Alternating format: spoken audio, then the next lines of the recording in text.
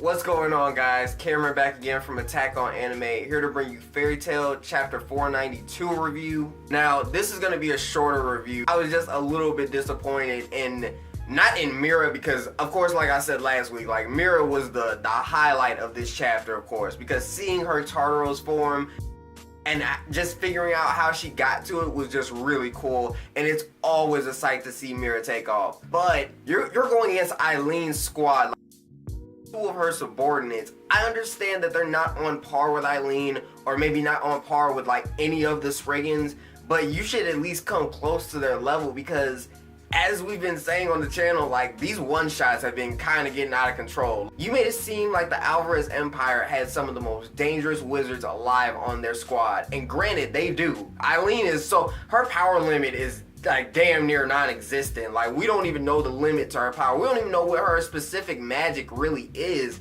She seems to have a lot of different types of magics, but seeing like the constant people on their team just get one-shotted, it gets old after a little bit. And seeing that Eileen pretty much put personality onto her swords and gave them life, because Eileen's squad was just her swords. So it's just like, man, Eileen has so much power, so much magical power, so much potential, and it's just like she just can't really decide where she wants to be or what she's trying to do. Her main objective at first was to get Agnologia away, and she's completed that objective. Granted, he should be back by now because he could turn into a giant dragon and just fly across a continent, which has apparently been shrunk. So the fact that he's not back is one confusing thing. The fact that Eileen last chapter was so intrigued by Erza because Erza was about to be like at the castle where she was at. So I was thinking we were about to get that confrontation. But instead of that, Eileen is just like, oh, my swords got destroyed, so let me go destroy whoever destroyed my sword. So now we're about to get a Mira versus Eileen fight.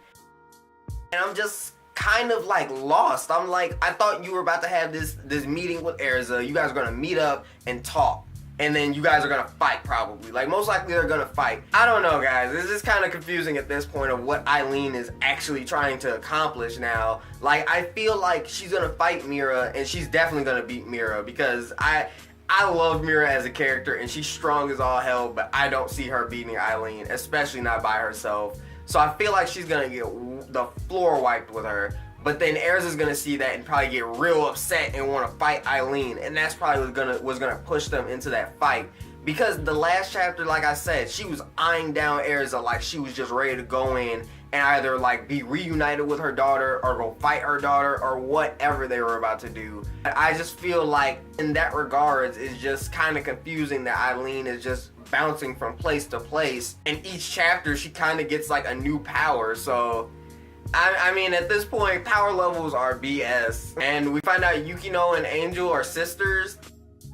Like, I don't know if that's gonna like have a lot of significance in the end game. It kind of just seemed like it came out of nowhere. They kind of just brushed past it.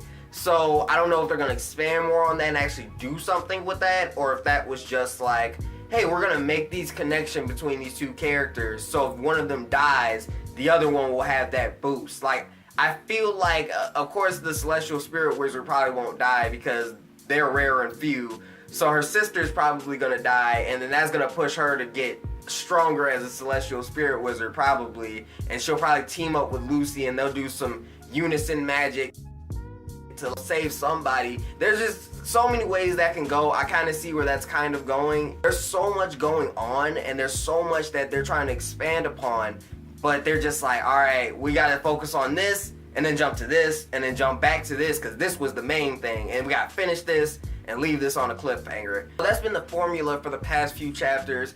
But other than that, I just need some serious expansion, since we're obviously getting closer to the end, because things are ramping up. And as we're getting closer to the end, I would like things to get stronger and stronger. You can't have these like amazing chapters and these breakthrough chapters where you're doing all this groundbreaking stuff, and then you have like okay chapters right after. So it's just like, it's the usual for a manga, but I feel like when you're nearing the end and the stakes are getting higher, you just need to keep that momentum going. But yeah, guys, I can't wait for next week. I'm really intrigued to see like what Eileen is about to do, because she's the most confusing piece of the puzzle, because she's the only one that we really don't know what her clear goals are. We know August is down to serve Zareth. We know what Zareth wants to do. We obviously know what Fairy Tail is trying to do.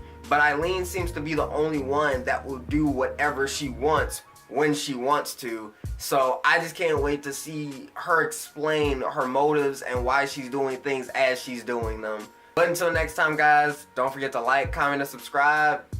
Peace.